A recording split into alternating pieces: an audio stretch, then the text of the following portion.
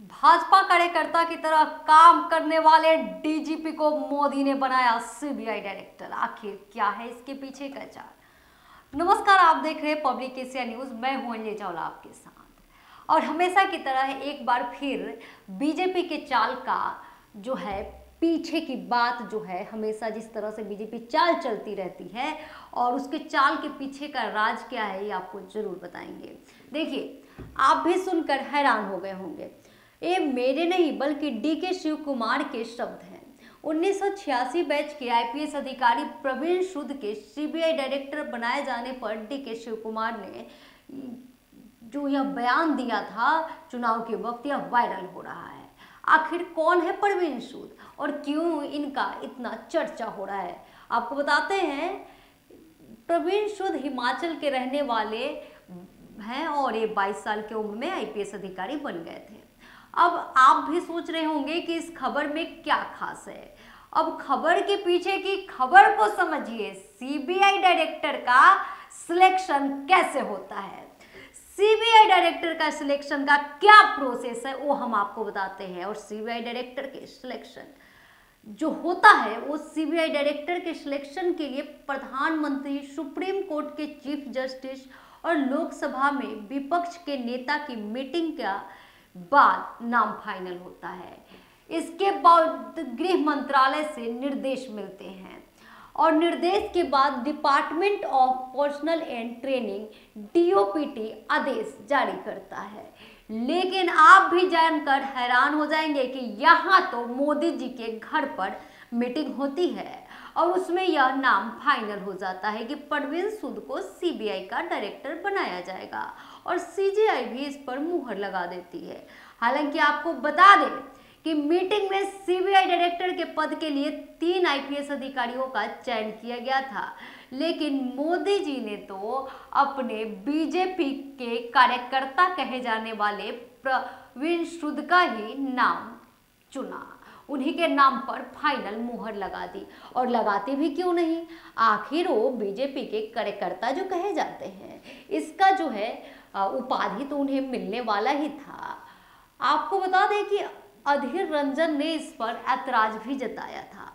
लेकिन हमारे देश में जब से बीजेपी की सरकार आई है, ऐसा लग रहा है कि एक बार फिर हिटलर शासनकाल वापस आ गई है। बेवकूफ तो आप भी नहीं हैं।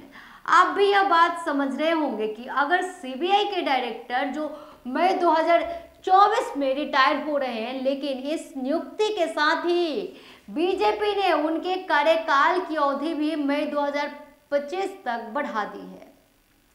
आखिर ऐसा क्यों किया गया, यह तो आप भी समझ रहे होंगे। बीजेपी बिना फायदे का कुछ नहीं करती और इस बार जब कांग्रेस की सरकार कर्नाटक में बन रही है तो बीजेपी का पत्ता साफ हो रहा है और यह बीजेपी से बिल्कुल भी बर्दाश्त नहीं हो रहा है।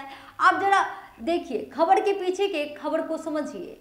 बीजेपी ने तीसरी रणनीति अपनाई है, यानी कि अगर हम आपको लड़कर नहीं हरा पाएंगे तो हम आपको डरा कर हराएंगे।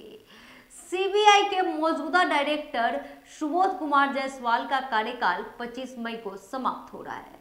इसी दिन सूद ज्वाइन भी कर सकते हैं। जी हाँ, वही बीजेपी के कार्यकर्ता कहे जाने वाले प्रवीण सूद। मैं उनको बार बार बीजेपी के कार्यकर्ता क्यों कह रही हूँ, मैं नहीं बल्कि डीके शिव कुमार भी कह रहे हैं।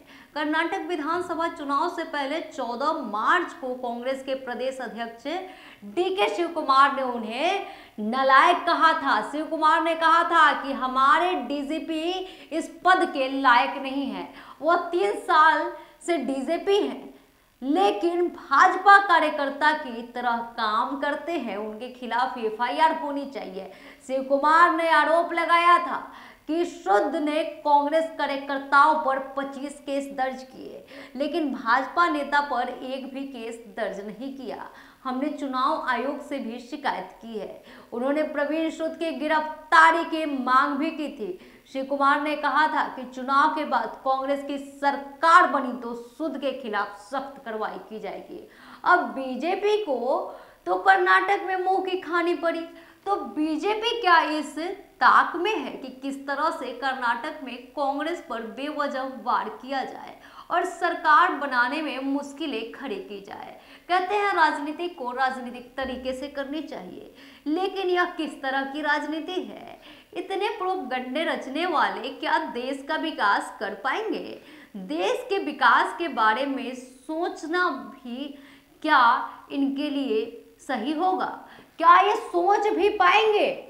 आप बताइए, जिनका दिमाग सिर्फ और सिर्फ इतना ही काम करता है कि अगर आप किसी को हरा नहीं पाते तो उसे इतना डरा दीजिए कि वो खुद ही हार जाए। लेकिन अब तो कांग्रेस की जीत हो गई और सच्चाई भी यही है। बीजेपी को यह स्वीकार कर लेना चाहिए। बीजेपी इतना क्यों डर रही है? बीजेपी हार चुकी है और यह हार मान लेनी चाहिए। बीजेपी तो आधी सीट भी कर्नाटक में नहीं ला पाई। वह अपने हार को छुपाने के लिए तरह तरह के हथकंडे अपना रही है। लेकिन सवाल यह है कि इतना सब कुछ के बावजूद भी जब जनता ने आपको नहीं स्वीकार किया तो यह डराने की राजनीति क्यों? मोदी जी तो हमेशा से कहते हैं कि उनके पास 130 करोड़ देशवासियों का प्यार है, तो क्या इसमें कर्नाटक नहीं आता, दक्षिण भारत नहीं आता? अब यह तो बात बीजेपी और मोदी जी ही बता पाएंगे। आप बताइए कि क्या देश में इस तरह की राजनीति सही है? क्या यह गुंडा राज नहीं है तो क्या है? एक तरफ राहुल गांधी जी कहते हैं नफरत के शहर में मोहब्बत की दुकान लगाने की बात करते हैं, और ये बीजेपी वाले क्या कर रहे हैं? बीजेपी तो भारत को नफरत का देश बनाने में कोई कसर नहीं छोड़ रही है। बीजेपी चाहती क्या है? आखिर आप देश बचाना चाहते हैं और देश में रह रहे लोगों को ही नहीं बचाना चाहते, तो इस तरह से देश कैसे बचाइएगा? आप जरा समझिए। आप किसी परिवार को बचाना चाहते हैं, लेकिन आप उस परिवार के लोग को ही नहीं बचाना चाहते, तो आप उस परिवार को क्या खाक बचा पाएंगे? आप उस देश को क्या खाक बचा पाएंगे? आपको बता दें कि बीजेपी का जो क्रियाकलाप है, जो इस तरह से वो काम कर रही है, वो आप उस पर क्या कहेंगे?